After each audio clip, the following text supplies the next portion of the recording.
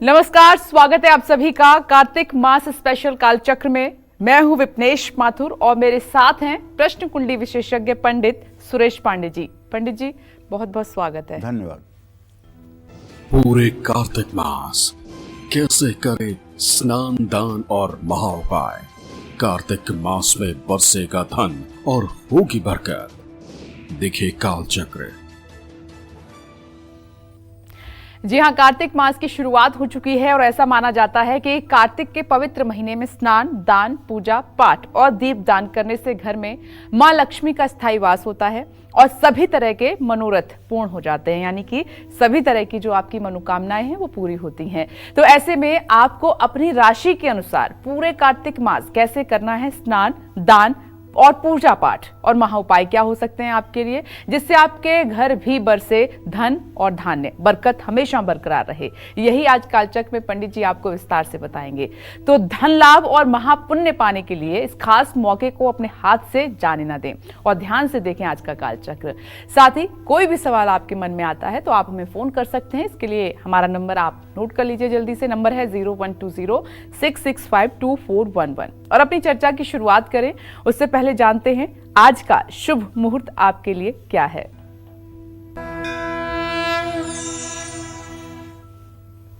आज 18 अक्टूबर 2024 दिन शुक्रवार है।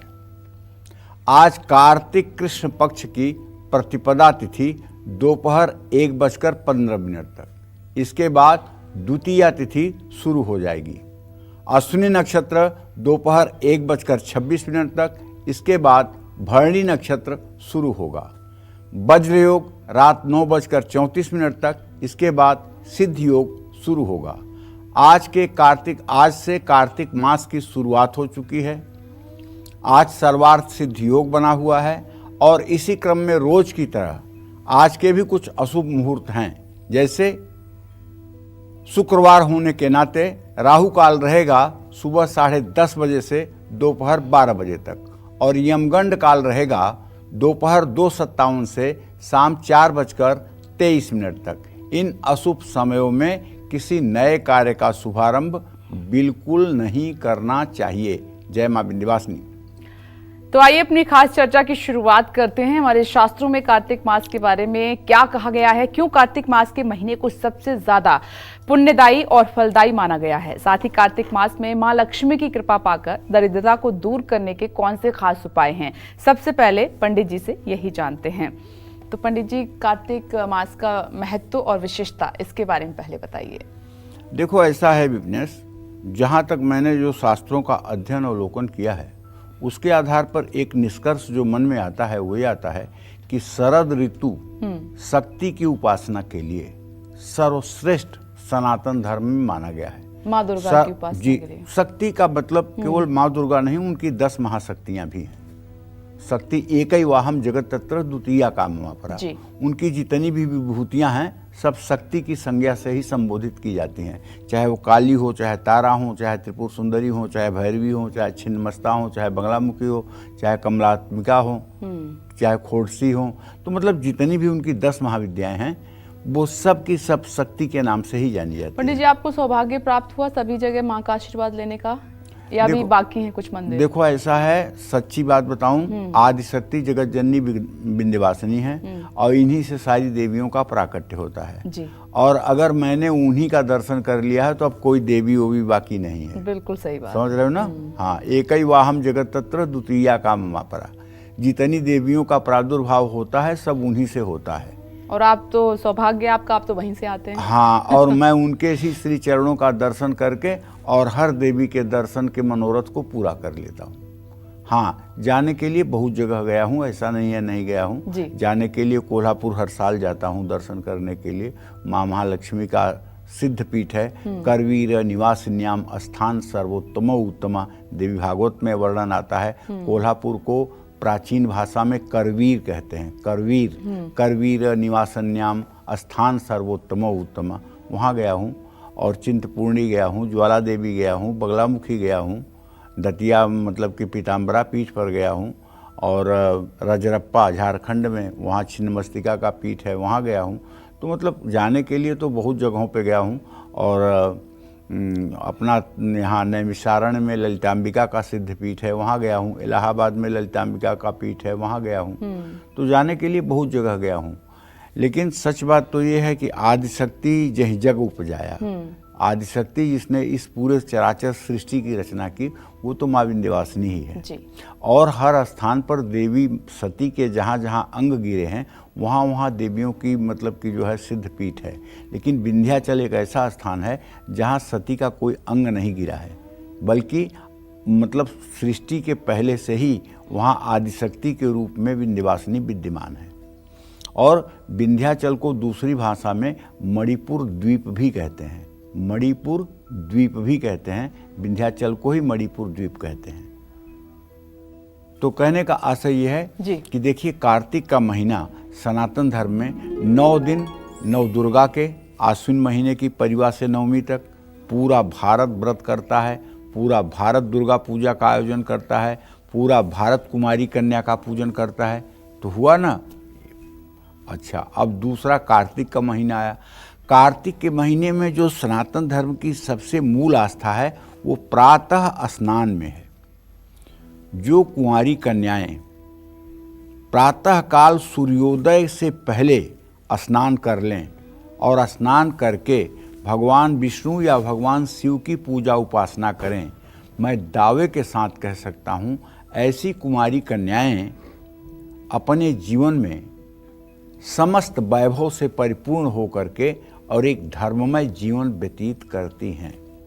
इसलिए हर कुमारी कन्याओं को चाहिए कि विवाह के पूर्व कार्तिक के महीने में प्रातः काल सूर्योदय से पहले स्नान करके और जिस भी देवी देवता में आपकी निष्ठा हो उसकी विधिवत आपको पूजन करना चाहिए और सूर्य को अर्घ्य भी देना चाहिए।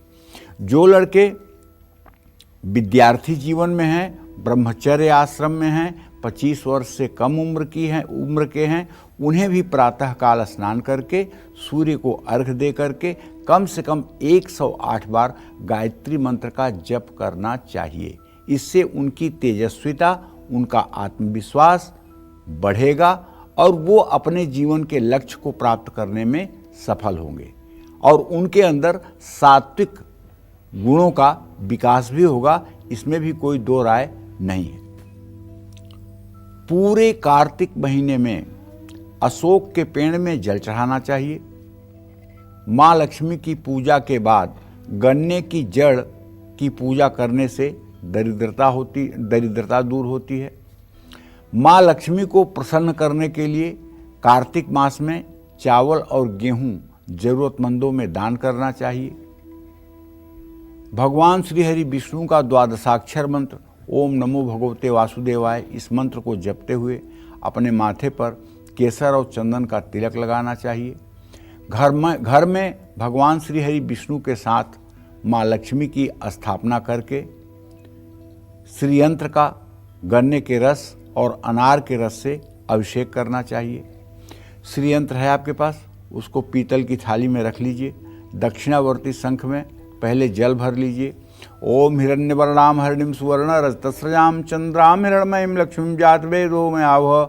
ओम तामह आवह जात वेदो लक्ष्मी मनवगामिनीं यस्या हिरण्यं बिंदेयं गाम स्वपुरुषानहम् अश्वपूर्वाम रथवध्याम हस्तिनाद प्रमोदिनीं श्रेयं देवीं वै श्री रमाम देवी युगताम। इस तरह से 16 मंत्र श्री सूक्तम के हैं। जल से, दूध से, गन्ने के रस से, शहद से, दही से, घी से अगर आप पूरे श्री सूक्तम के मंत्रों से श्री यंत्र का अर्चन करें तो मैं विश्वास के साथ कह सकता हूँ, चाहे जितना बड़ा आपका प्रारब्ध खराब होगा, चाहे जितना आपका प्रारब्ध दूषित होगा, वो प्रारब्ध भी आपका समाप्त होगा और आप सुख का जीवन जी पाएंगे। समाज में सम्मान आपको मिलेगा। बशर्ते लोगों को जब कोई पूजा पाठ बताइए तो 2 बात पहले पूछ देते हैं। अगर बीच में कहीं जाना हो तो, अगर बीच में कोई अशुद्धि हो जाए तो ये 2 बात जरूर पूछेंगे। मतलब कहीं जाना बहुत जरूरी है और कोई मरेगा जरूर। अरे भाई, शुभ शुभ सोचो, जो होना है वो तो होगा, लेकिन अशुभ क्यों शुरू में ही सोच रहे हो? भगवान का नाम जब तक आप ले रहे हो उत्तम है। जब आप नहीं लोगे भगवान का नाम, भगवान का चिंतन सुमिरन नहीं करोगे, तो भगवान आपको कष्ट नहीं देने वाले हैं। वो मंगल भवन है, वो चाहकर भी आपका अमंगल नहीं कर सकते हैं। लेकिन हमारी वृत्ति होनी चाहिए कि हम हर समय प्रभु के स्मरण में रहें। अच्छा, कार्तिक के महीने में लक्ष्मी की भी पूजा होती है। धनतेरस के दिन लोग अपने घर में दक्षिणावर्ती शंख लाते हैं, श्री यंत्र लाते हैं, लक्ष्मी गणेश की प्रतिमा लाते हैं, लक्ष्मी की चरण पादुका लाते हैं, दिवाली के दिन उसकी स्थापना करते हैं और पूरे साल उसकी पूजा करते हैं। इसी तरह से अगर एकाक्षी नारियल मिल जाए तो उसकी भी स्थापना करनी चाहिए पूजा स्थान में, उसकी भी पूजा करनी चाहिए। माँ लक्ष्मी का घर में इससे अस्थायी वास होता है। पीपल के पेड़ की पूजा करके पीपल के पत्ते पर दीपक रख करके किसी पवित्र नदी में प्रवाहित करना चाहिए। आर्थिक परेशानियों से छुटकारा मिलेगा। घर में बैठी हुई लक्ष्मी और कार्य क्षेत्र में खड़ी हुई कमल के फूल पर लक्ष्मी की स्थापना करनी चाहिए। गन्ने के पेड़ की जड़ लाल कपड़े में बांधकर लाल चंदन लगाकर तिजोरी में रखें, इससे धन लाभ होगा। कार्तिक मास में केसर का तिलक जरूर लगाएं। काम में रुकावट आ रही हो तो कार्तिक मास में कभी भी 3 गुलाब के, 3 बेला के और 3 चमेली के फूल लेकर माँ लक्ष्मी की पूजा के बाद उसे नदी में प्रवाहित करें। ये सब सारे ऐसे उपाय हैं जिससे महालक्ष्मी की आपके ऊपर कृपा बरसेगी। लेकिन एक बात ध्यान रखिए, जैसे बच्चा अपने माँ के लिए रोता है तो उसे चाहे जितना अच्छे से अच्छा खिलौना दे दिया जाए, वो खिलौने की तरफ देखता भी नहीं, बल्कि खिलौने को उठाकर फेंक देता है। जब उसकी मम्मी उसको मिल जाती है तब वो खिलौने की तरफ भी देखता है और तब वो दुनियादारी की तरफ भी देखता है। लेकिन जब माँ के लिए रोता है तो उस समय उसे दुनिया की कोई चीज़ दे करके आप चुप नहीं करा सकते। उसी तरह से जब हमारे अंदर महालक्ष्मी के लिए व्याकुलता बढ़ेगी, महालक्ष्मी के मनन चिंतन में हमारा मन लगा रहेगा और मातृभाव से हम उन्हें पुकारेंगे, तो निश्चित रूप से वो अपने संतान की मनोकामना पूरी करेंगी। इसमें कोई संशय नहीं है। जय मां विंध्यवासिनी। चलिए अब राशि अनुसार चर्चा की शुरुआत करते हैं। सबसे पहले हम बात करेंगे मेष राशि की। मेष राशि वालों को पूरे कार्तिक मास में कैसे पूजा पाठ करना चाहिए और किन चीजों का दान करना चाहिए जिससे मां लक्ष्मी की कृपा आप पर हमेशा बनी रहे, जानते हैं। एक बात जान लीजिए, ज्योतिष शास्त्र की बात कर रहा हूं। प्रायः कार्तिक के महीने में तुला राशि का सूर्य होता है। तुला राशि का सूर्य नीच राशि का होता है। तुला राशि में सूर्य नीच राशि का होता है और 10 डिग्री पर तो इसका परम नीचांशक होता है। तो कार्तिक महीने में जो प्रातः स्नान का शास्त्रों में विधान किया गया है सनातन धर्म में, वो इसीलिए किया गया है कि कार्तिक मास में अगर प्रातः काल स्नान करके लोग सूर्य को अर्घ देंगे तो इससे लोगों के ऊपर सूर्य के जो नीच राशि में जाने का अशुभ परिणाम है, उस अशुभ परिणाम से मुक्ति मिलेगी, आत्मविश्वास की वृद्धि होगी। अब राशिफल की बात अगर करें तो मेष राशि के जातकों को बताना चाहूँगा कि कार्तिक मास शुरू हो चुका है। पूरे कार्तिक मास में पानी में बेल के पेड़ की छाल और चंदन पाउडर मिलाकर आपको स्नान करना चाहिए। घर की पश्चिम दिशा में तिल के तेल के 11 दिए शाम को जलाने चाहिए। गेंदे के फूलों की माला से भगवान विष्णु और लक्ष्मी की प्रतिमा का श्रृंगार करना चाहिए और काजू किशमिश मिश्री का भोग लगाना चाहिए। गुड़ और चने की दाल का दान करना चाहिए। चावल को दूध में धो करके जहां मछलियां रहती हों ऐसे जगह प्रवाहित करना चाहिए। जय मां विंध्यवासिनी। अब आगे बढ़ते हुए बात करेंगे वृषभ राशि की। वृषभ राशि वालों को पूरे कार्तिक मास में कैसे पूजा पाठ करना चाहिए और किन चीजों का दान आपके लिए शुभ रहेगा जिससे मां लक्ष्मी की कृपा हमेशा आप पर बनी रहेगी, जान लेते हैं पंडित जी से। देखिए, जैसा कि मैं बता रहा हूँ, कार्तिक का महीना आज से शुरू हो चुका है। ऐसे में जो वृषभ राशि के जातक हैं, उन्हें पूरे कार्तिक महीने में पानी में कूट करके इलायची डालना चाहिए, थोड़ा सा चंदन का पाउडर मिल जाए तो उसे डालना चाहिए और पानी में मिला करके उससे स्नान करना चाहिए प्रातःकाल। और कार्तिक मास में घर की पूरब दिशा में सायंकाल 7 दिए घी के जलाने चाहिए। भगवान श्री हरि विष्णु और माँ लक्ष्मी की मूर्ति अगर घर में है तो उनमें सफ़ेद फूल अर्पित करना चाहिए। भगवान को इत्र समर्पित करना चाहिए। अगर चांदी की मछली मिल जाए तो चांदी की मछली भगवान विष्णु और माँ लक्ष्मी के सामने रखना चाहिए और वो बाद में चांदी की लक्ष्मी को उठा करके और लाल कपड़े में या रेशमी कपड़े में लपेटकर अपने घर के तिजोरी में रखना चाहिए। इससे भी लक्ष्मी की कृपा बनी रहती है। पूजा के बाद चावल, चंदन या धूप ये किसी योग्य पात्र को दान करना चाहिए। दही और गाय का घी किसी धर्म स्थान में दान करने से भी पुण्य की प्राप्ति होती है। जय मां विंध्यवासिनी। और अब जानते हैं कार्तिक मास में तुलसी पूजा का बहुत महत्व है। ऐसे में तुलसी से जुड़े कौन से उपाय कार्तिक मास में किस्मत आपकी चमका सकते हैं, आइए पंडित जी से जान लेते हैं। तुलसी पूजा का महत्व पंडित जी इस बारे में बताइए। देखो, अब तुलसी पूजा का भी महत्व इसलिए है कि इसी महीने में प्रबोधनी एकादशी आती है, जिस दिन तुलसी की पूजा का और तुलसी के विवाह का विधान होता है। तुलसी के विवाह का विधान भी कार्तिक के ही महीने में होता है। ठीक है, तो इसका मतलब कि कार्तिक का महीना तुलसी के लिए बहुत ही इम्पोर्टेंट है, बहुत ही आवश्यक है। धन लाभ और मनचाही नौकरी पाने के लिए कार्तिक मास में तुलसी के पत्तों की माला बनाकर भगवान श्री हरि विष्णु के साथ जहाँ लक्ष्मी हों ऐसे प्रतिमा पर ये तुलसी की माला समर्पित करनी चाहिए। तुलसी केवल खाने की चीज नहीं है, तुलसी भगवान श्री हरि विष्णु के श्रृंगार की वस्तु है।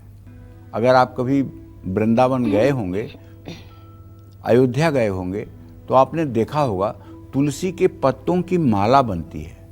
अब वो माला बांके बिहारी को चढ़ाई जाती है, राधा वल्लभ को चढ़ाई जाती है, राधा रमण को चढ़ाई जाती है, प्रभु श्री राम को चढ़ाई जाती है। तुलसी केवल चबाने की चीज और खाने की चीज नहीं है, तुलसी श्रीहरि के श्रृंगार की वस्तु है। और जब श्रीहरि के श्रृंगार में एक भी तुलसी का पत्ता पहुंच जाता है तो श्रीहरि उस जातक पर अत्यंत प्रसन्न हो जाते हैं। अच्छा, गाय के गोबर का एक दिया बना करके और उसमें तेल और थोड़ा सा गुड़ की डली डाल करके अगर उसे जलाया जाए तो कारोबार में अगर गतिरोध आ रहा है तो वो भी ठीक हो जाता है। विरोधी नुकसान पहुंचाने की कोशिश में लगे रहते हैं या आप अपने कारोबार की वजह से किसी कानूनी मामले में फंस गए हैं तो कार्तिक मास में अपने कार्य क्षेत्र के नैऋत्य कोण में तुलसी का पौधा लगाकर हर शुक्रवार को उसमें जल और थोड़ा सा कच्चा दूध मिलाकर चढ़ाएं। लेकिन ध्यान रखिएगा, ये ज़्यादा दिन तक तुलसी का पौधा नैऋत्य कोण में नहीं रहेगा, वहाँ से उठाकर आपको ईशान कोण में रखना होगा 30 दिन के बाद, नहीं तो वो पौधा सूख जाएगा। हर समय हर राशि के जातकों को तुलसी का पौधा ईशान कोण में ही लगाना चाहिए। ईशान का मतलब होता है भगवान शिव और ईशान कोण का मतलब होता है भगवान शिव का विशिष्ट स्थान, वही पूजा स्थान है। और तुलसी भी एक तरह से देवी हैं, इनको हरिप्रिया कहा जाता है। ये केवल एक वनस्पति नहीं है बल्कि ये भी लक्ष्मी की तरह ही हरिप्रिया हैं, एक देवी हैं। इसलिए इनको हर समय ईशान कोण में और स्वच्छ परिवेश में स्थापित करना चाहिए। घर में वास्तु दोष के कारण अगर तरक्की रुकी हुई है, परिवार के सदस्यों की सेहत हमेशा खराब रहती है, परिवार का मान सम्मान कम हो रहा है, कोई भी काम बनते बनते रुक जाता है, तो आपको चाहिए कार्तिक मास में घर की दक्षिण पूर्व से लेकर उत्तर पश्चिम दिशा तक तुलसी के पौधे लगाएं। सुबह शाम तुलसी के पौधों के सामने घी का दिया जलाएं। बच्चों का पढ़ाई में मन नहीं लगता, बच्चे बहुत जिद्दी, बच्चे गलत संगत में पड़ रहे हैं, तो घर की पूरब दिशा में किसी खिड़की के पास तुलसी का पौधा जरूर लगाएं और हर रोज़ बच्चों को तुलसी के 3 पत्ते खिलाएं। जिस लड़की की शादी में देरी हो रही है, रिश्ते बहुत आ रहे हैं लेकिन हमेशा ना ही सुनना पड़ता है। शादी की बात पक्की होकर रिश्ता टूट जाता है। जिन लड़कियों की शादी हो चुकी है लेकिन वो सुखी नहीं है, उनको अपने घर की दक्षिण पूर्व दिशा में तुलसी का पौधा केवल कार्तिक महीने के लिए स्थापित करना चाहिए। हर रोज तुलसी गायत्री मंत्र का जप करते हुए जल चढ़ाना चाहिए। जय मां विंध्यवासिनी। चलिए आगे बढ़ते हैं और मिथुन राशि की बात करते हैं। मिथुन राशि वालों को पूरे कार्तिक मास में कैसे पूजा पाठ करना है और किन चीजों का दान आपको जरूर करना है जिससे मां लक्ष्मी की कृपा हमेशा आप पर बरसती रहे, आइए जान लेते हैं। देखिए, आज से कार्तिक मास शुरू हो चुका है। ऐसे में मिथुन राशि के जातक पूरे कार्तिक महीने थोड़ा सा गाय का गोबर पानी में स्पर्श कराकर स्वयं उससे स्नान करें। घर की उत्तर दिशा में घी के 9 दिए जलाएं। श्री हरि विष्णु और मां लक्ष्मी की प्रतिमा पर फूलों की माला चढ़ाकर श्रृंगार करें। खीर पूड़ी का भोग लगाएं। कांसे की मछली बनवाकर भगवान श्री हरि विष्णु को अर्पित करें। खीरा या मेहंदी का दान कार्तिक मास में उत्तम माना जाता है। जय मां विंध्यवासिनी। कर्क राशि की बात कर लेते हैं। पूरे कार्तिक मास में कैसे आपको पूजा करनी है और किन चीजों का दान आपको करना है जिससे मां लक्ष्मी हमेशा आपसे खुश रहें, जान लेते हैं। देखिए, आज से कार्तिक का महीना शुरू हो चुका है। ऐसे में कर्क राशि के जातकों को बताना चाहूंगा कि पूरे कार्तिक मास में पानी में सफेद चंदन का पाउडर मिलाकर आपको स्नान करना चाहिए।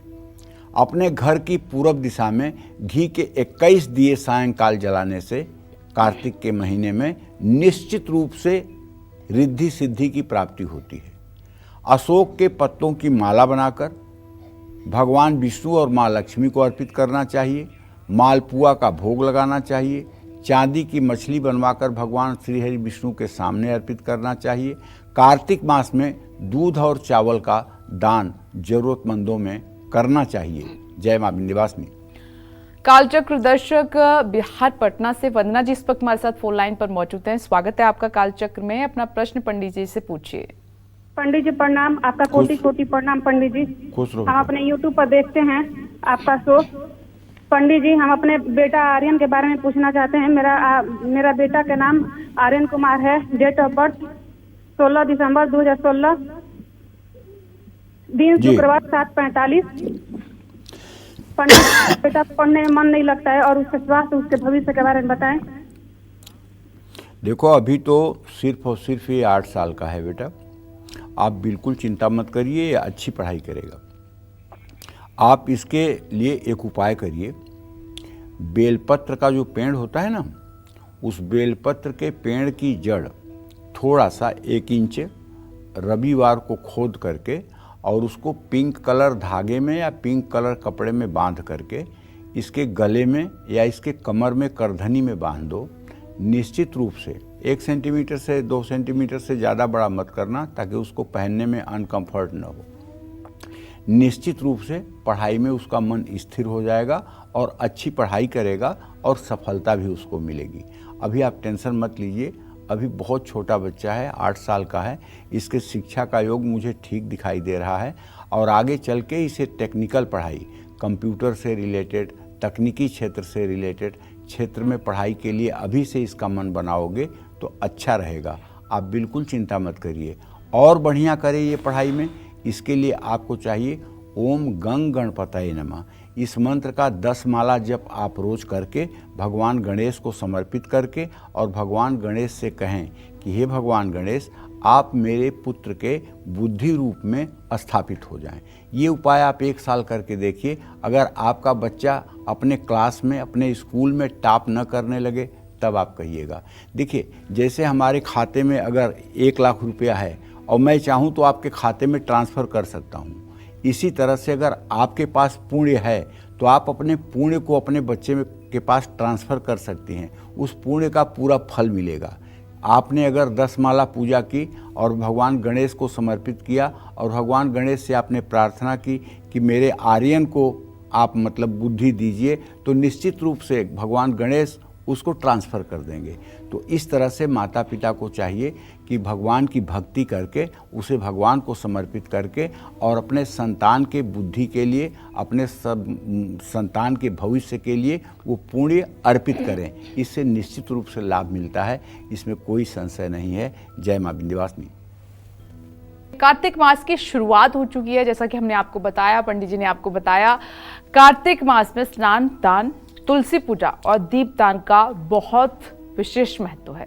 ऐसे में मां लक्ष्मी संग भगवान विष्णु की कृपा पाने के लिए पूरे कार्तिक मास राशि अनुसार आपको स्नान दान और दीपदान कैसे करना है, यही आज कालचक्र में पंडित जी आपको विस्तार से बता रहे हैं। चलिए चर्चा को आगे बढ़ाते हुए बात कर लेते हैं दीपदान की। कार्तिक मास में दीपदान का महत्व है, ऐसे में हर दिन दीपदान करने से क्या लाभ होगा, क्या लाभ होगा पंडित जी, ये तो आप बताइए, और कैसे करें दीपदान। देखो विपनेश, ऐसा है कि आषाढ़ शुक्ल पक्ष की एकादशी तिथि को भगवान श्री हरि विष्णु शयन की अवस्था में चले जाते हैं जी, और कार्तिक शुक्ल पक्ष की एकादशी को प्रबोधनोत्सव, मतलब श्री हरि जागते हैं, श्री हरि जागते हैं। इन 4 महीनों तक सनातन धर्म में सारे शुभ कार्यों पर रोक हो जाती है, जैसे विवाह, जनेऊ, यज्ञोपवीत संस्कार, ये सब जितने कर्म होते हैं वो शिथिल हो जाते हैं। संत महात्मा साधु संत एकांत स्थान लेकर के और इन 4 महीनों में कहीं भ्रमण नहीं करते हैं, बल्कि एक स्थान पर रह करके चौमासा व्यतीत करते हैं और भगवान की भजन करते हैं। और कार्तिक महीने के शुक्ल पक्ष की एकादशी तिथि को श्रीहरि जब जगते हैं तो उनका तुलसी के साथ विवाह कराया जाता है। शालिग्राम की शिला का तुलसी के साथ विवाह कराया जाता है और तुलसी विवाह होते ही एक अबूझ मुहूर्त बन जाता है, जिस दिन सब लोग अपने लड़के लड़कियों की शादी कर सकते हैं, कोई मुहूर्त देखने की जरूरत नहीं होती है जी। तो कार्तिक का महीना कई मामलों में बहुत अतुलनीय है। जैसे महालक्ष्मी की उपासना के लिए तो है ही है, कुबेर की उपासना के लिए है ही है, सरस्वती की उपासना के लिए है ही है, ठीक है, विश्वकर्मा की उपासना के लिए है ही है। साथ में श्री हरि विष्णु जो जगत के पालनहार हैं वो सोकर उठते हैं इस महीने में, और तुलसी के साथ उनका विवाह होता है, ठीक है। तो इसके साथ सभी जो शुभ काम है वो आप कर सकते हैं। हाँ, शादी शुरू हो के जाता है, साथ गृह सारा प्रवेश है, शुभ कार्य, प्रॉपर्टी सब खरीदना कुछ है। सब कुछ, अच्छा, मतलब सब सारे शुभ कार्य सनातन धर्म के जितने भी सनातन धर्म के शुभ कार्य हैं, सारे कार्यों की शुरुआत कार्तिक शुक्ल पक्ष की एकादशी तिथि से शुरू हो जाता है जी। तो कहने का मतलब ये महीना अपने आप में अद्भुत है हम सनातनियों के लिए। तो कार्तिक मास में सोमवार को दीपक जलाने से मन का डर, क्रोध और चिंताएं दूर होती हैं, त्वचा संबंधी रोग ठीक होते हैं। अगर आप शिवालय में जाकर के और शाम को सोमवार को घी का दिया जलाइए, और पूरे कार्तिक महीने हर सोमवार को शिवालय में जाके घी का दिया जलाइए, मैं दावे के साथ कह सकता हूँ आप रोग शोक से मुक्त हो जाएंगे, इसमें कोई दो राय नहीं। दूसरों से खुद को जो लोग नीचा समझते हैं और जिनके अंदर नकारात्मक ऊर्जा भरी हुई है, ऐसी सोच भी समाप्त होती है। कार्तिक के महीने में मंगलवार को घर में दीपक जलाने से शादी में आ रही रुकावटें दूर होती हैं, वैवाहिक जीवन में कलेश खत्म होता है, केतु ग्रह के कारण आ रहा संकट दूर होता है। केतु ग्रह के कारण जानते हैं क्या संकट आता है? एक तो एंजाइटी की समस्या होती है, दूसरे ब्रेन से संबंधित समस्या होती है, चाहे ब्रेन हेमरेज हो और चाहे क्लॉटिंग की समस्या हो, बिना केतु के कोई ये रोग नहीं हो सकता। केतु ही ये सब रोग देता है। और कार्तिक महीने में भगवान श्री हरि विष्णु की पूजा करके, बुधवार के दिन विशेष रूप से गणेश जी की पूजा करके आप केतु के प्रभाव से मुक्त हो सकते हैं।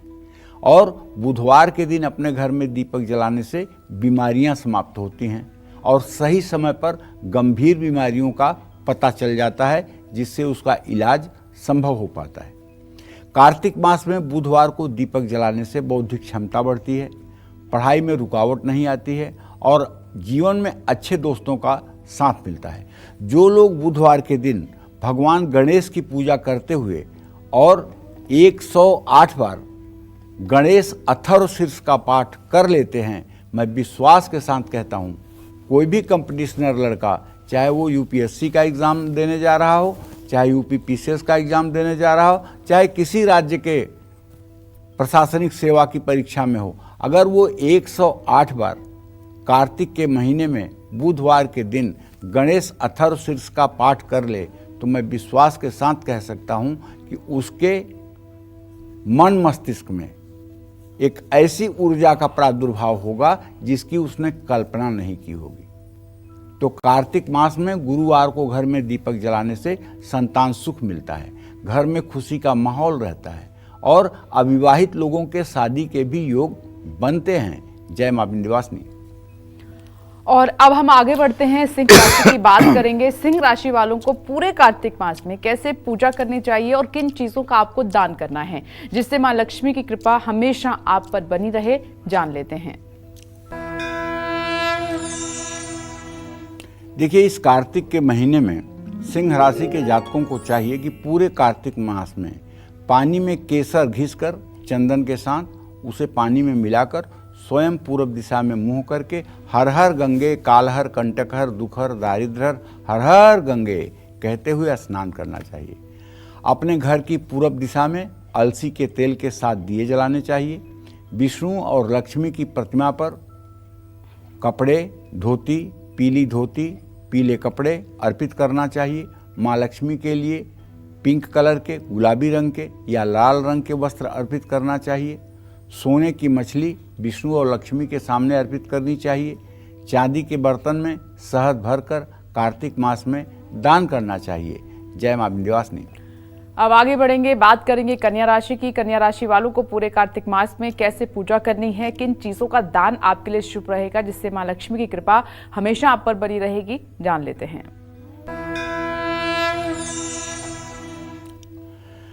कार्तिक मास शुरू हो चुका है, ऐसे में कन्या राशि के जातक पूरे कार्तिक महीने में पानी में बिधारा की जड़ मिलाकर, ये बिधारा पंसारी की दुकान से आपको मिल जाएगा, बिधारा की जड़ पानी में डालकर और उससे स्नान करें।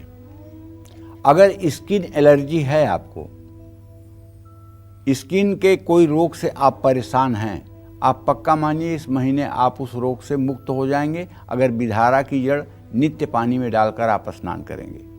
घर की उत्तर पूर्व दिशा में घी के 11 दिए आप जला सकते हैं। तांबे के कलश में जल भरकर विष्णु लक्ष्मी प्रतिमा के सामने रख सकते हैं। छोटा सा कलश रखिएगा, बहुत बड़ा नहीं, ठीक है। और उस पर पंचपल्लव जरूर लगाइएगा। फूलों की माला चढ़ाइएगा। कांसे की मछली अर्पित कर सकते हैं और कार्तिक मास में तुलसी के 7 पौधे किसी मंदिर में दान कर सकते हैं। जय मां विंध्यवासिनी। डिस्कशन को आगे बढ़ाते हैं। नौकरी और कारोबार में आ रही मुश्किलों को दूर करने के लिए और फिजूल खर्च पर रोक लगाने के लिए कार्तिक मास में कैसे दीपदान करें, आइए पंडित जी से जान लेते हैं। पंडित जी, दीपदान के बारे में बताइए। देखिए, कार्तिक महीने का नाम आते ही मन मस्तिष्क में एक दीपदान की परिकल्पना तो अपने आप हो जाती है। पूरे भारत में अटक से लेकर कटक तक, कन्याकुमारी से कश्मीर तक शायद ही कोई ऐसा घर होता होगा जिस दिन दिवाली के दिन दिए न जलते हों। यही साल भर में ऐसा दिन है जहां पूरे घर सबके जगमगाते रहते हैं। तो कार्तिक मास में शुक्रवार को घर में दीपक जलाने से पति पत्नी के संबंधों में मधुरता आती है, फिजूल खर्ची रुकती है, बिजनेस में आ रही परेशानियां दूर होती हैं। किसी महिला के कारण परिवार को परेशानियों का सामना करना पड़ रहा है तो भी शुक्रवार को दीपक जलाने से दूर होगी। कार्तिक मास में शनिवार को घर में दीपक जलाने से नज़र दोष और राहु के दोष से मुक्ति मिलती है। नौकरी और कारोबार में आ रही मुश्किलें दूर होंगी। शनिवार को दीपक जलाने से आयु भी लंबी होती है। कार्तिक मास में रविवार को दीपक जलाने से सभी परेशानियां दूर होंगी। पूर्वजों का आशीर्वाद परिवार पर हमेशा बना रहेगा। जय मां विंध्यवासिनी।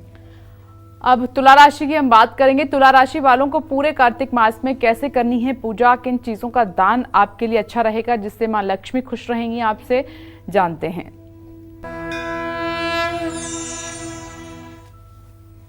देखिए, तुला राशि के जातकों को बताना चाहूँगा कि आज से कार्तिक मास की शुरुआत हो चुकी है। ऐसे में पानी में गुलाब जल मिलाकर के आप स्नान करिए। अपने घर की उत्तर दिशा में घी के दिए जलाइए।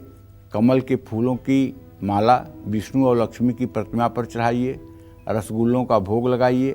कार्तिक मास में चावल, जौ, सिंदूर या इत्र का दान आप किसी जरूरतमंद को कर सकते हैं। जय मां विंध्यवासिनी। अब हम बात करेंगे वृश्चिक राशि की। वृश्चिक राशि वालों को पूरे कार्तिक मास में कैसे करनी है पूजा और साथ ही किन चीजों का दान आपके लिए अच्छा लगेगा जिससे मां लक्ष्मी की कृपा आप पर बनी रहेगी, जल्दी से जानते हैं। आज से कार्तिक मास की शुरुआत हो चुकी है। ऐसे में वृश्चिक राशि वाले पूरे कार्तिक मास में पानी में गुलाब के फूलों की पंखुड़ियां डालकर स्नान करें। अपने घर की पश्चिम दिशा में तिल के 11 दिए जलाएं। गेंदे के फूलों की माला विष्णु और लक्ष्मी की प्रतिमा पर अर्पित करें। काजू, किशमिश, मिश्री का भोग लगाएं। कार्तिक मास में गुड़ या चने की दाल का दान किसी जरूरतमंद को करें। जय मां विंध्यवासिनी। और अब बारी है धनु राशि की। धनु राशि वालों को पूरे कार्तिक मास में कैसे पूजा पाठ करना है और किन चीजों का दान करना है जिससे मां लक्ष्मी की कृपा इन पर हमेशा बनी रहे, जान लेते हैं। कार्तिक मास शुरू हो चुका है। ऐसे में धनु राशि वाले पूरे कार्तिक मास में पानी में हल्दी मिलाकर स्नान करें। घर की पूर्व दिशा में कपूर और घी डालकर 5 दिए जलाने चाहिए। विष्णु लक्ष्मी प्रतिमा का जल और कच्चे दूध से अभिषेक करें। पंचमेवे का भोग लगाएं। पीतल की मछली भगवान श्री हरि विष्णु को अर्पित करें। कार्तिक मास में केसर या साबुत हल्दी का दान करें। जय मां विंध्यवासिनी। चलिए अब बात करते हैं गंगा जल से जुड़े उपायों की। कार्तिक मास में गंगा स्नान न कर पाएं तो गंगा जल से कौन से उपाय आपको जरूर करने चाहिए, आइए पंडित जी से जान लेते हैं। पंडित जी, नहीं है सभी के लिए संभव कि गंगा स्नान किया जाए, तो फिर घर पर क्या उपाय हो सकते हैं? घर पर उपाय ये हो सकता है कि मानसिक रूप से गंगा में स्नान करें। गंगे तो दर्शनार्थ मुक्ति। अगर आप मन में हरिद्वार का चिंतन करते हुए, प्रयाग का चिंतन करते हुए, काशी का चिंतन करते हुए अगर आपको गंगा में स्नान करते हुए अपने को देख रहे हैं और पूरब दिशा में मुंह करके सूर्य को अर्घ देते हुए देख रहे हैं तो पक्का है कि आपका घर का ही स्नान गंगा स्नान माना जाएगा। कार्तिक मास में हर रोज गंगा जल में हल्दी मिलाकर घर के अंदर उसका छिड़काव करें। दूर्वा घास ले लें और हल्दी और जल का घोल गंगा जल का बनाकर घर में हर जगह हल्का सा छिड़कें, जिससे मतलब कि वो दिखाई भी ना पड़े और हर जगह पड़ भी जाए। दक्षिणावर्ती शंख घर के मंदिर में जरूर स्थापित करें और उसमें गंगा जल भर कर रखें। पूजा के बाद अपने मुख्य द्वार पर शंख से भरा हुआ गंगा जल वो छिड़कें। इससे हर वास्तु दोष दूर होगा और सुख सौभाग्य मिलेगा। आपका बच्चा अगर नकारात्मक सोचता है, गुस्सैल है, कल्पनाओं में रहता है तो कार्तिक मास में उस पर समय समय पर गायत्री मंत्र बोलते हुए गंगा जल का छिड़काव करना चाहिए। चांदी के गिलास में ही पानी पिलाना चाहिए और मेडिटेशन करने के लिए कहना चाहिए। सुख समृद्धि पाने के लिए कार्तिक मास में शिवालय या घर के शिवलिंग के सामने बैठकर शिवलिंग पर गंगा जल से अभिषेक करना चाहिए। शिव स्तुति या शिवाष्टक का पाठ करना चाहिए। कारोबार में अगर बहुत नुकसान हो रहा है तो कार्तिक मास में गंगा जल को हाथ में लेकर 21 बार गायत्री मंत्र जपें। गंगा जल को अपने कार्यक्षेत्र की दीवारों पर छिड़कें। आर्थिक परेशानियों से मुक्ति के लिए कार्तिक मास में एक शीशी में गंगा जल भरकर उसमें सफ़ेद गुंजा के बीज डालकर हर रोज श्री सूक्त और कनक धारा स्तोत्र का प्रातः सायं पाठ करें। इससे भी महालक्ष्मी की कृपा आपके ऊपर बरसेगी। जय मां विंध्यवासिनी। आगे बढ़ते हैं, मकर राशि की बात करें उससे पहले एक दर्शक हमारे साथ मौजूद है, उनसे बात कर लेते हैं। लखनऊ से नेहा जी, स्वागत है आपका कालचक्र में। अपना सवाल पंडित जी से कीजिए। हेलो, हाँ बोलिए। जी नमस्कार पंडित जी। हाँ सदा सुखी रहिए। जी पंडित जी, मेरा ये सवाल है कि मेरा मतलब अपना घर नहीं है, 20 साल हो गए हैं और अभी एक जगह हमने घर देखा है तो वो दक्षिण मुखी है, तो क्या वो घर लेना चाहिए? घर के लिए बहुत परेशान है। देखिए ऐसा है, मंगल और शनि आपके प्रश्न के अनुसार लग्नेश और चतुर्थेश का इत्तेसाल हो रहा है। घर लेने का योग अब बना हुआ है। और रही बात दिशाओं की, तो पूर्व पश्चिम उत्तर दक्षिण 4 दिशाएं होती हैं। चारों दिशाओं के मकान शुभ होते हैं और चारों दिशाओं के मकान अशुभ होते हैं। किसके लिए कौन सा मकान शुभ होगा, किसके लिए कौन सा मकान अशुभ होगा, ये लोगों के राशियों पर डिपेंड करता है। जहाँ तक आपने जो प्रश्न पूछा है, आपको मैं बता दूं कि दक्षिण द्वार का घर अगर आप ले लेंगी तो आपको कभी नुकसान नहीं होगा। आप दक्षिण द्वार का घर ले लीजिए।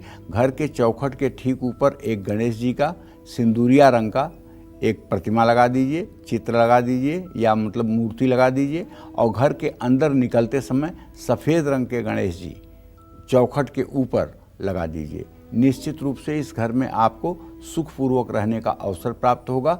कभी किसी प्रकार का दुर्भाग्य आपका पीछा नहीं करेगा। निश्चिंत रहिए। जय मां विंध्यवासिनी। मकर राशि वालों को धनवान बनने के लिए पूरे कार्तिक मास में कैसे पूजा पाठ करना है और किन चीजों का दान आपके लिए शुभ रहेगा, जिससे मां लक्ष्मी की कृपा हमेशा आप पर बरसती रहेगी, आइए जान लेते हैं।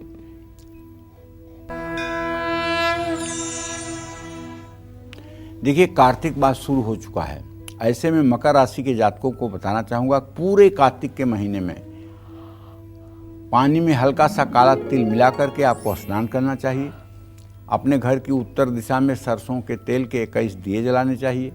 तुलसी के पत्तों की माला भगवान श्री हरि विष्णु को अर्पित करनी चाहिए। कार्तिक मास में भगवान विष्णु और माँ लक्ष्मी को श्यामा तुलसी का भोग लगाना चाहिए। जय मां विंध्यवासिनी।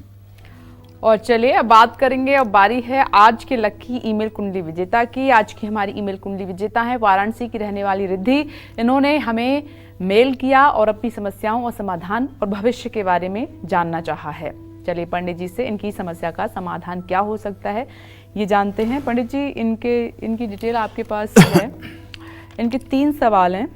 एक तो शादी से जुड़ा हुआ सवाल है, प्यार में इन्होंने धोखा खाया है, तो लाइफ कब तक अच्छी होगी, अच्छा पार्टनर कब तक मिलेगा, मन बहुत अशांत रहता है, क्या उपाय करें, और जॉब कब तक लगेगी। IT फील्ड का इन्हें अनुभव है, डिजिटल मार्केटिंग AI का कोर्स भी किया हुआ है। देखो, ऐसा है बेटा, रिद्धि का जन्म 11 मार्च 1993 6:32 पर सुबह वाराणसी में हुआ है। रिद्धि, आपका जन्म मीन लग्न में और तुला राशि में हुआ है। आपके जन्म समय पे जो ग्रहों की स्थिति थी उसमें सूर्य, चंद्रमा, मंगल, बुध और बृहस्पति, ये 5 ग्रह शत्रु राशि में बैठे हुए हैं। 5 ग्रह जब शत्रु राशि में हैं तो निश्चित रूप से ऐसे लोगों के जीवन में बहुत ज़्यादा संघर्ष की स्थिति होती है और कोई चीज़ आसानी से प्राप्त नहीं होती है। जबकि शुक्र आपका उच्च राशि में लग्न में बैठा हुआ है। आप सुंदर हैं, पक्का आप सुंदर हैं, इंटेलिजेंट हैं और बहुत ही अच्छी पर्सनालिटी है आपकी, क्योंकि बृहस्पति की दृष्टि भी है और चरित्र भी आपका ठीक है, बढ़िया है, आपकी सोच अच्छी है। लेकिन ग्रहों की स्थिति आपके अनुकूल नहीं है। चतुर्थ भाव का मंगल आपको मांगलिक बना रहा है, जिसके कारण आपके अंदर गुस्सा भी आता है। एजुकेशन की बात और आजीविका की बात करें तो बृहस्पति में चंद्रमा का अंतर चल रहा है। चंद्रमा आपके अष्टम भाव में बैठा हुआ है, जिससे आप बहुत ज़्यादा नकारात्मक सोचती हैं। आपको चाहिए कि आप नित्य भगवान शिव के मंदिर जा करके जल दूध बेलपत्र से अभिषेक करके श्री शिवाय नमस्तुभ्यम इस मंत्र का कम से कम 108 बार जप किया करें।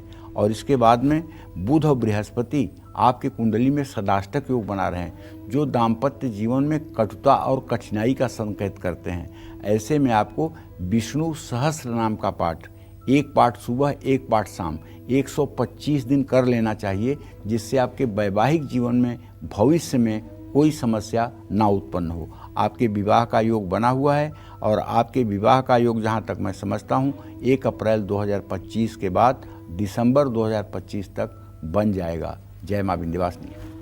और छपरा से कालचक्र दर्शक मंजू जी जुड़ गई हैं अपने सवाल के साथ। स्वागत है, अपना सवाल कीजिए पंडित जी से। प्रणाम पंडित जी। हाँ, सदा सुखी रहिए। पंडित जी, मैं छपरा बिहार से मंजू बोल रही हूँ जी। मेरा बेटा है, ये तो कंफर्म नहीं है कि मतलब उसका 12 तारीख का जन्म है कि 13 तारीख का जन्म है, यानी कि 12 बजे रात को जन्म है। 12 बजने में या 10 मिनट पहले होगा या 12 बजने के 10 मिनट बाद, लेकिन उसका मतलब 12 को जन्म है, शुक्रवार दिन था, ये तो कंफर्म है। उसका वृषभ राशि है, ये भी कंफर्म है। इसके अनुसार उसके नौकरी के बारे में कुछ बता दीजिए। बेरोजगार है अभी तक। 1996 का जन्म है उसका। क्या नाम है बेटे का? बेटे का नाम तो स्कूल का नाम समीर है, घर पे मोनू बोलते हैं। अच्छा। और मेरा घर है उत्तरमुखी है। घर के मतलब अंदर भी पंचमुखी हनुमान जी का चित्र है और बाहर भी चित्र है। तो मतलब ये सही है कि नहीं है? गणेश जी का चित्र आप बताए थे एक बार कि दक्षिण मुखी नहीं लगाना चाहिए अंदर के तरफ। तो चलिए ठीक है, आप चिंता मत करिए, आपके बेटे के नौकरी का योग बना हुआ है। ज़्यादा से ज़्यादा मुझे लग रहा है कि इस 2025 के शुरुआत तक इसे नौकरी मिल जाएगी, इसमें कोई संदेह नहीं है। बेटे से कहिए कि ये 7 शनिवार शाम को सुंदरकांड का पाठ कर लिया करे। अगर ये सुंदरकांड का पाठ शनिवार को शाम को हनुमान जी के चित्र के सामने 7 शनिवार कर लेगा तो निश्चित रूप से इसे अच्छी नौकरी मिल जाएगी और इसका भविष्य भी अच्छा हो जाएगा, इसमें कोई संदेह नहीं है। इसे हनुमान जी की उपासना खूब अच्छी तरह से करनी चाहिए ताकि इसका भविष्य मंगलमय हो। जय मां विंध्यवासिनी। चलिए अब बात कर लेते हैं कुंभ राशि वालों की। कुंभ राशि वालों को धनवान बनने के लिए पूरे कार्तिक मास में कैसे पूजा पाठ करना है और किन चीजों का दान करना है जिससे मां लक्ष्मी हमेशा आपसे खुश रहें, जान लेते हैं। कार्तिक का महीना शुरू हो चुका है। ऐसे में कुंभ राशि के जातकों को चाहिए कि पूरे कार्तिक मास में पानी में 2-4 दाने काले तिल डाल करके आपको स्नान करना है। स्नान पूर्व दिशा की तरफ मुंह करके करना है या पश्चिम दिशा की ओर मुंह करके करना है। और स्नान करते समय आपको बोलना है हर हर गंगे, हर हर गंगे, हर हर गंगे, और गंगा जी का ध्यान भी करना है। और अपने घर की पूर्व दिशा में सरसों के तेल के 31 दीपक आपको जलाने चाहिए। विष्णु लक्ष्मी प्रतिमा का दही से दक्षिणावर्ती शंख में दही भरकर अभिषेक करना चाहिए और खूब उसके बाद शुद्ध जल से अभिषेक करके षोडशोपचार पूजन करके माँ लक्ष्मी और भगवान श्री हरि विष्णु की पूजा करनी चाहिए। कार्तिक मास में अगर लोहे की मछली मिल जाए तो उसे भी भगवान विष्णु को आप समर्पित कर सकते हैं। लोहा मतलब स्टील की मछली अगर मिल जाए तो उसे भी आप समर्पित कर सकते हैं। और न मिले तो कोई तनाव लेने की ज़रूरत नहीं है कि अरे मुझे तो नहीं मिला। पीला फूल भी अगर आप चढ़ा देंगे, देखिए भगवान जो है भाव के भूखे हैं, भगवान वस्तु के भूखे नहीं हैं, भगवान भाव के भूखे हैं। इसलिए मैं बताता हूँ, अगर आप पूरे कार्तिक महीने में अच्युताष्टक का पाठ करेंगे, अच्युताष्टक का पाठ करेंगे और उसके बाद श्री सूक्तम का पाठ करेंगे सुबह शाम, तो पक्का मानिए कि आपके घर में कमल के फूल पर लक्ष्मी आएंगी, उल्लू के साथ लक्ष्मी नहीं आएंगी और आपका मान सम्मान यश प्रतिष्ठा सब बढ़ेगी। जय मां विंध्यवासिनी। अब जल्दी से मीन राशि वालों की बात कर लेते हैं। धनवान बनने के लिए कार्तिक मास में कैसे आपको पूजा पाठ करना है, जान लेते हैं। देखिए आज से कार्तिक मास शुरू हुआ है। ऐसे में मीन राशि के जातकों को चाहिए कि कार्तिक मास में पानी में गेंदे के फूल की पत्तियां डालकर स्वयं स्नान करें। पूरब दिशा की ओर मुंह करके घी के 7 दिए जलाएं। भगवान विष्णु और माँ लक्ष्मी की प्रतिमा पर सफ़ेद फूल अर्पित करें, इत्र भी अर्पित करें। चांदी की मछली विष्णु लक्ष्मी को अर्पित करें। कार्तिक मास में चावल, चंदन या धूप का दान जरूर करना चाहिए। जय मां विंध्यवासिनी। तो कार्तिक मास में कैसे महालक्ष्मी की कृपा आपको पानी है, कैसे धनवान बनना है, कैसे पूजा पाठ करना है, क्या दान करना है, क्या उपाय करने, सब पंडित जी ने आपको बताया। इसके लिए पंडित जी आपका बहुत बहुत धन्यवाद। उम्मीद करते हैं कि आज का विषय हमारा आपको पसंद आया होगा। कल फिर एक नए विषय और आपकी परेशानियों को दूर करने के लिए ढेरों उपाय लेकर आएंगे हम पंडित सुरेश पांडे जी के साथ। तब तक के लिए काल चक्र की टीम को दीजिए इजाजत और देश और दुनिया की खबरों के लिए देखते रहिए News 24। नमस्कार।